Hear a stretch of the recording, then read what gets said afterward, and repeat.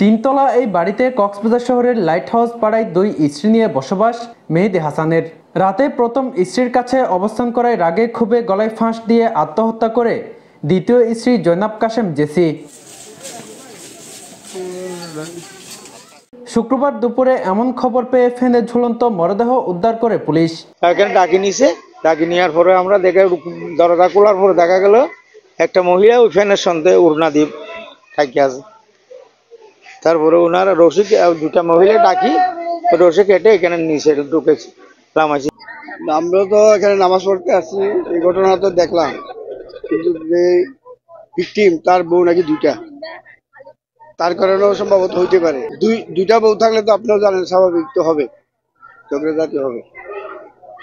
কারণ আপনি দুইটা বিয়ে করলে তখন বুঝলেন যে ঝগড়াঝাটি কেমন চলে, এটা স্বাভাবিক।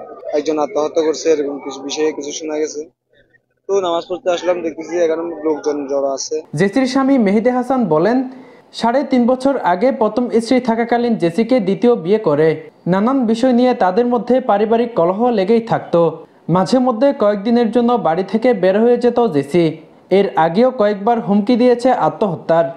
আসলে মানে মাঝে মধ্যে এখানে থাকতে চায় না, ও বাইরে চলে যায়। বাইরে চলে যাওয়ার পথে মানে ধরেন ও আমার দ্বিতীয় স্ত্রী, পরে মানে ঝগড়া হয়, কেন যাও, কি কারণে যাও, এটা পরে এগুলোর মধ্যে ঝগড়াঝাটি হয়। ঝগড়াঝাটি হওয়ার পরে ও আমাকে বিভিন্ন মানে গিয়েতে হয়রানি করতো।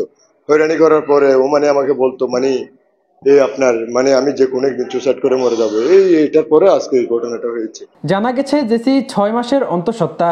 তার মরদেহ সুরতহাল প্রতিবেদনের জন্য কক্সবাজার সদর হাসপাতাল মর্গে রাখা হয়েছে। এ ঘটনায় স্বামী মেহেদী হাসানকে হেফাজতে নিয়েছে কক্সবাজার সদর মডেল থানা পুলিশ। আব্দুর রশিদ মানিক, টিটিএন, কক্সবাজার।